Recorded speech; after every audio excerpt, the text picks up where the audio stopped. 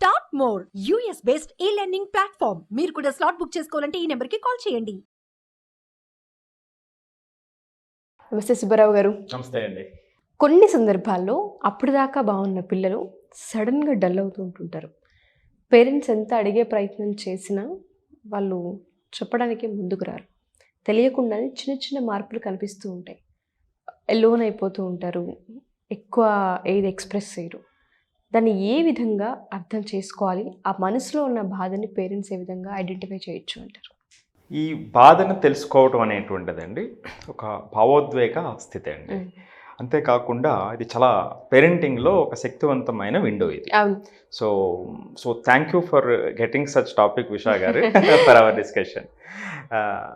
ఇప్పుడు అసలు సమస్య ఏంటంటే అప్పటి వరకు పిల్లలు చాలా అంటే నిన్నటి వరకు కూడా చాలా ఆనందంగా ఉంటారు, ఎంతో ఆడుకుంటూ ఉంటారు, కలిసిమెలిసి ఉంటారు, మాట్లాడుతూ ఉంటారు, వాళ్ళ పని వాళ్ళు డిసిప్లిన్గా చేసుకుంటూ ఉంటారు.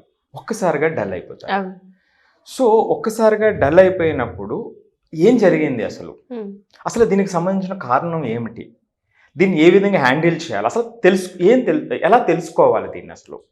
సో ఇది ఇగ్నోర్ చేస్తే వచ్చేటువంటి సమస్యలు ఎట్లా ఉంటాయి అనేటువంటిది చాలా ఆసక్తికరమైనటువంటి విషయం అండి.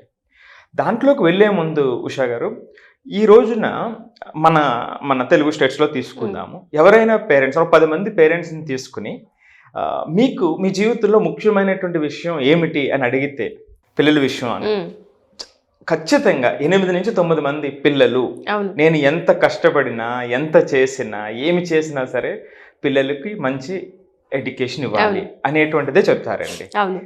సో మరి ఆ ఎడ్యుకేషన్ ఇవ్వాలి అంటే ఒక స్కూల్లో జాయిన్ చేసి కావలసినటువంటి సౌకర్యాలు ఇస్తే సరిపోతుందా? అదే స్థాయిలో అంటే మనం దాన్ని ఎంతైతే ప్రేమిస్తున్నామో మన జీవితమే పిల్లలు అనుకునేటువంటి సందర్భంలో ఎంత సమయం ఇస్తున్నాము? డబ్బులు ఇస్తే ప్రేమ వస్తుందా? డబ్బులు ఇస్తే ఆప్యాయత వస్తుందా? రైట్. సో ఈ అంశాన్ని ఒక్కసారి పేరెంట్స్ అందరూ కూడా గుర్తుపెట్టుకోవాల్సినటువంటి విషయం. అంటే మన జీవితంలో పర్టికులర్లీ మన సౌత్ ఇండియాలో కానివ్వండి, తెలుగు పేరెంట్స్ కానివ్వండి, నా జీవితం పిల్లల్ని మంచి స్థాయికి తీసుకురావటం, నేను ఎంత కష్టమైనా పడినవ్వండి అనేటువంటి ఉద్దేశంతో ఉన్నటువంటి మనం అంటే మన జీవితమే దాన్ని అనుకునేటప్పుడు ఆ జీవితానికి మనం కేటాయించేటువంటి సమయం ఎంత ఉంది అని ప్రతి పేరెంట్ ఒక్కసారి ఆలోచించవలసినటువంటి అవసరం ఉంటుంది. అంటే కేటాయించవలసిన సమయం అంటే మనం అన్నీ ఇస్తున్నాం కదా అని కాదు. సో మనం ఎంత శ్రద్ధగా మాట్లాడుతున్నాము, ఆ సమస్యను తెలుసుకోవడానికి ఏం చేస్తున్నాం అనేటువంటి ఆలోచించవలసినటువంటి అవసరం ప్రతి ఒక్కరిలో ఉంది. ఈ ప్రశ్నతో దీన్ని నేను మొదలు పెట్టబోతున్నాను. సో ఇక్కడండి పేరెంట్స్ ఇట్లాగా అనుకునేటప్పుడు నాకు జనరల్గా ఎవరినైనా పిల్లల్ని చూస్తేనండి నాకు 3 లక్షణాలు కనిపిస్తాయి. ఒకటి, అనంతమైన శక్తి. ఆ పిల్లలు రేపొద్దుట ఈ ప్రపంచాన్ని ఏ విధంగా వెళ్తారు అనేటువంటిది ఎవరికీ తెలియదు, ఎంత స్థాయికి వెళ్తారు అనేటువంటిది ఎవరికీ తెలియదు. రెండవది ఆనందం అండి. ఇక మూడవది వచ్చేటప్పటికి స్వచ్ఛత అండి. ఆ పిల్లల్లో ఎంత స్వచ్ఛత అంటే చిన్నప్పుడు మనం పిల్లల్ని చూసినప్పుడు అప్పటికప్పుడు దెబ్బలాడుకుంటారు. అమ్మ కొడుతుంది లేకపోతే తిడుతుంది, చక్కగా నాన్న దగ్గరికి వస్తాడు, ఏదో ఒక సూతింగ్ 2 మాటలు చెప్తే మళ్ళీ వెళ్ళిపోయి అమ్మ దగ్గరికి వెళ్తాడు. అన్న అక్క లేదా అన్న చెల్లి ఎంత చక్కగా అంటే అంత స్వచ్ఛంగా ఈ ప్రపంచం కూడా ఉంటే ఎంత బాగుంటుందండి. సో ఆ సందర్భంలో అంటే మీకేమనిపిస్తుంది ఎవరినైనా పిల్లల్ని చూస్తే మీకు గుర్తుకొచ్చేటువంటి? మా అబ్బాయేనండి ఎగ్జాంపుల్. మా అబ్బాయి చిన్న బాబు ఉన్నాడు. కొన్నిసార్లు అరిచినా చేసినా మళ్ళీ నవ్వుకుంటూ వాళ్ళ దగ్గరకు వస్తూ ఉంటుంటారు. కల్మషం లేని మనస్తత్వాలు వాళ్ళవే అని చెప్పుకోవాలి. సో అంటే నేనేమనుకుంటానంటే అండి ఈ ప్రకృతి ఆ స్వచ్ఛతని ఇస్తుందంటే వాటర్ అయినా కానివ్వండి, గాలి అయినా కానివ్వండి, పిల్లలైనా కానివ్వండి. ఆ తరువాత మనకున్నటువంటి కొన్ని బిలీఫ్ సిస్టము, కొన్ని వ్యవస్థలో ఉన్నటువంటి కొన్ని ఆ మాలిన్యాన్ని మనం తీసుకొస్తాం. కొంతవరకు అవసరం, కొంతవరకు అవసరం లేనటువంటివి.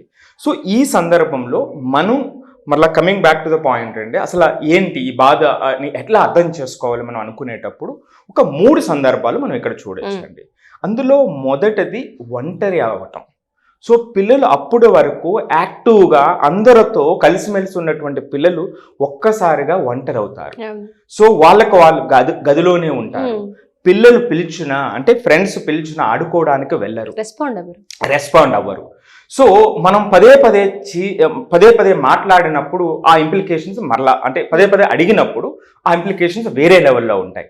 సో మరి దీనికి కారణం ఏమిటి? సో ఒంటరి అయిపోవడానికి కారణం. సో ఒంటరి అయిపోవడానికి మొట్టమొదటి కారణం పాజిటివ్ కాంటాక్ట్లో తీసుకునేటప్పుడు ఒక్కసారి చదువులో వెనకబడి ఉండొచ్చు. చదువులో పేరెంట్స్ యొక్క ఎక్స్పెక్టేషన్స్ మీట్ కాలేకపోవచ్చు, లేదా పేరెంట్ యొక్క ఎక్స్పెక్టేషన్స్ రియలిస్టిక్గా లేకపోవచ్చు. సో ఇవి పాజిటివ్ రీజన్స్ అనుకుంటే, ఇక మనకి తెలియనటువంటి కొన్ని రీజన్స్ ఉంటాయండి. సో ఆ రీజన్స్ ఏమిటి అంటే, ఎవరైనా వాళ్ళని భయపెట్టడం కానివ్వండి, ఇప్పుడున్నటువంటి పరిస్థితుల్లో కొన్ని మనం చర్చించాల్సినటువంటి అవసరమే. కొంచెం లైంగిక వేధింపులు కానివ్వండి, చిన్నపిల్లల నుంచి కూడా అనేక మనం వింటూ ఉన్నాము. సో ఇవి అంటే ఆ సందర్భంలో ఎలా ఉంటుందంటే, మన పిల్లలు మనతోనే ఉంటారు, ఏదో చెప్పాలనుకుంటారు, చెప్పలేనటువంటి పరిస్థితి. సో దీన్ని మనం చాలా జాగ్రత్తగా, మదర్స్ చాలా జాగ్రత్తగా అర్థం చేసుకునేటువంటి అవకాశం వాళ్ళకు ఉంటుంది, ఆ శక్తి కూడా వాళ్ళకు ఉంటుంది. సో దాన్ని జాగ్రత్తగా అర్థం చేసుకునేటప్పుడు అంటే ఒక్కసారి ఏమవుతుందంటే, పేరెంట్స్తో వచ్చేటప్పుడు కొంచెం కాన్ఫ్లిక్ట్స్ ఉంటాయి.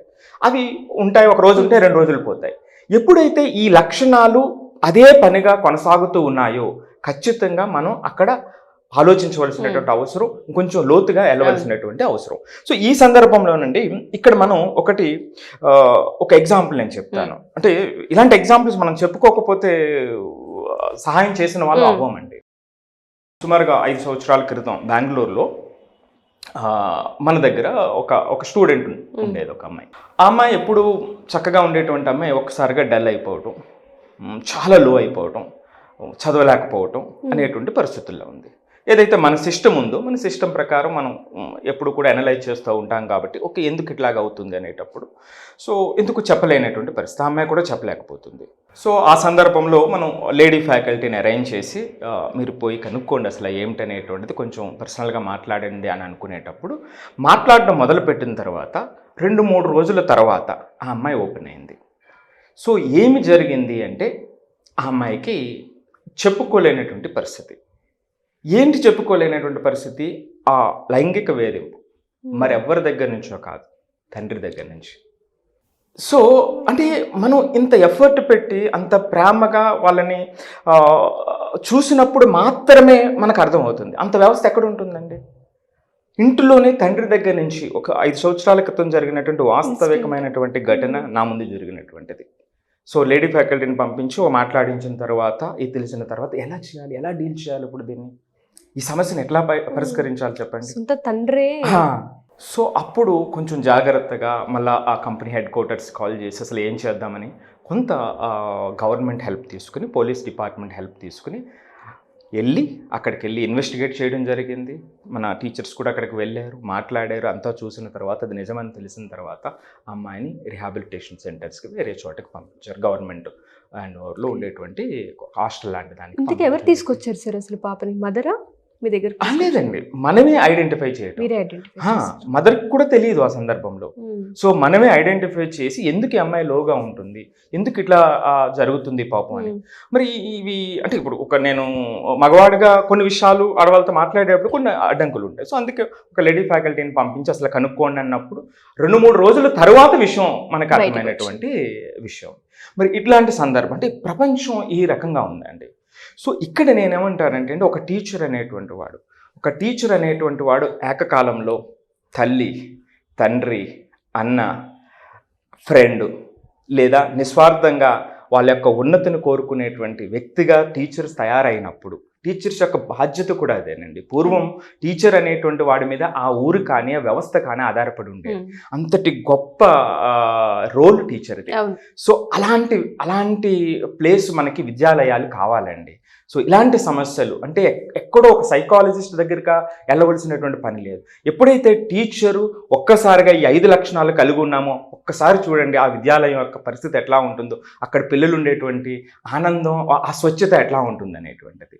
సో ఇక్కడ ఆ ఒంటరితనం రావటానికి చదువుకు సంబంధించినవి కావచ్చు, లేదా బయట నుంచి బెదిరింపులు కావచ్చు, లేదా ఈ వేధింపులు కావచ్చు అండి. ఇది ఒకటి ఒంటరి అయిపోవటానికి. ఇక రెండోది వచ్చేటప్పటికండి, సైకలాజికల్గా మనం చూస్తే చిరాకుగా ప్రవర్తిస్తూ ఉంటారు.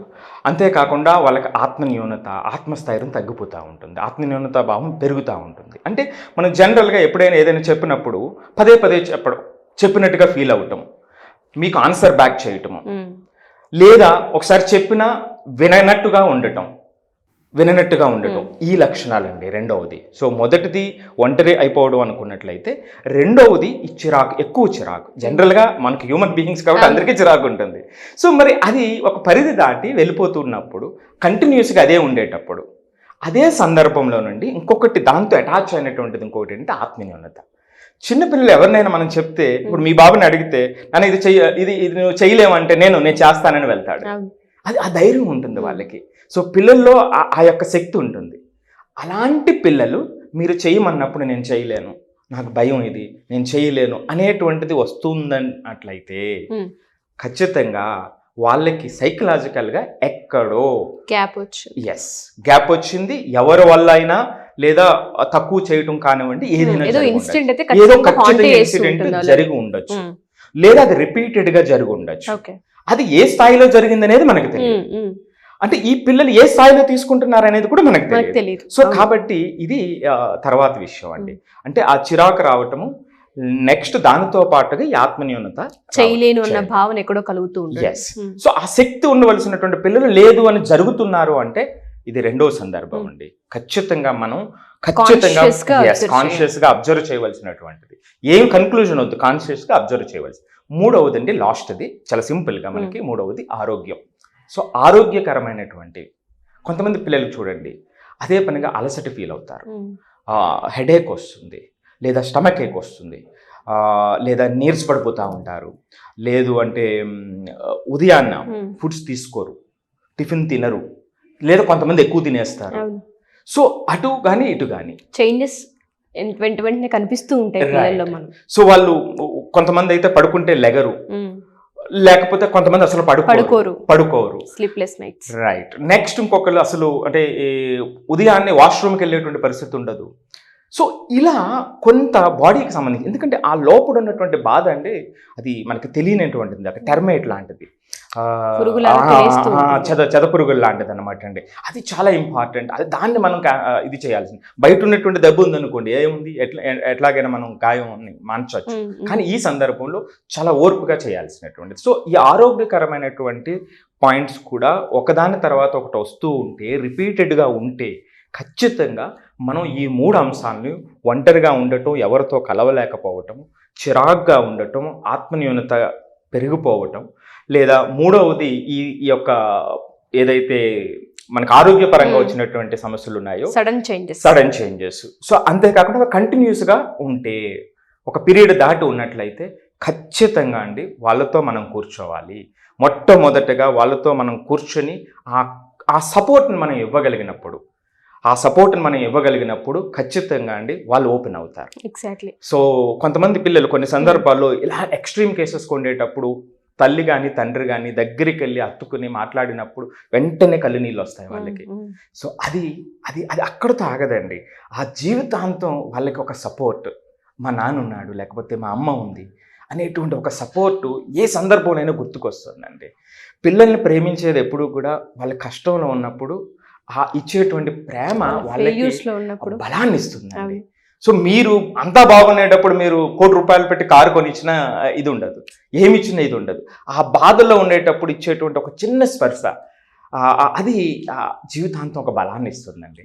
సో అలాంటి వ్యవస్థను, సో ఆ విధంగా మనం పేరెంట్స్ ఖచ్చితంగా, పిల్లలే ప్రపంచం అనుకునేటువంటి పేరెంట్స్ ఖచ్చితంగా దాన్ని అందించాలి. మీరు ఇచ్చేటువంటి వాటితో పాటు దాన్ని అందించాలి.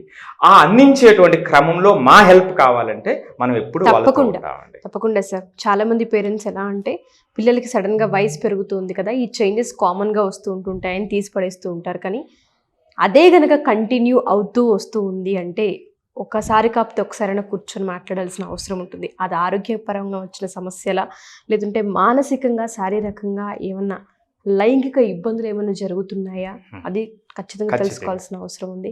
అండ్ థర్డ్ విషయానికి వస్తే, వాళ్ళని వాళ్ళు చేయలేము అన్న భావనకి ఏమైనా వెళ్ళిపోతూ ఉన్నారా, ఆ ఇన్స్టెంట్ దేనివల్ల డెవలప్ అవుతుంది, ఏదైనా జరగకూడదు, చూడకూడదు, ఏదైనా అనుభవాన్ని వాళ్ళు ఎక్స్పీరియన్స్ చేస్తున్నారు అనేది కనుక పేరెంట్స్ కూర్చొని మాట్లాడగలిగితే, పిల్లలు ఫస్ట్ ఎలోన్ అవ్వకుండా ఉండే అవకాశాలే చాలా ఎక్కువగా కనిపిస్తూ ఉంటాయి. ఈ 3 పాయింట్స్ ప్రతి పేరెంట్ కూడా ఈ ఎపిసోడ్ 1కి 2 సార్లు రిపీట్ చేసి చూడండి. పిల్లలు వయసు పెరుగుతుంది కదా, ఈ టైంలో ఇలానే ఉంటారన్న అపోహకు మాత్రం దయచేసి వెళ్ళొద్దు. సడన్గా పిల్లల్లో ఎక్కువ తినడం, అసలు తినకపోవడం, స్లీప్లెస్ నైట్స్ అండ్ దాంతోపాటు సడన్గా ఎలోన్ అయిపోవడం, చిరాకు పడుతుండడం, కలుపుకుందామన్న దగ్గరికి రాకపోవడం, ఇలాంటివి ఏమన్నా కంటిన్యూస్గా చాలా ఎక్కువగా చేస్తున్నారని కనుక మీకు కనుక అనిపిస్తే ఖచ్చితంగా సుబ్బారావు గారిని మీరు అప్రోచ్ అవ్వచ్చు. మీరు కింద స్క్రోల్ అవుతున్న కాంటాక్ట్ని మీరు కాంటాక్ట్ చేస్తే సుబ్బారావు గారి టీం మీకు పూర్తి వివరాలు అందిస్తారు. Thank you so much sir. మంచి అనాలిసిస్ ఇది, పేరెంట్స్ అందరికీ చాలా పెద్ద హెల్ప్ అవుతుంది ఇది. Thank you sir, thank you so much.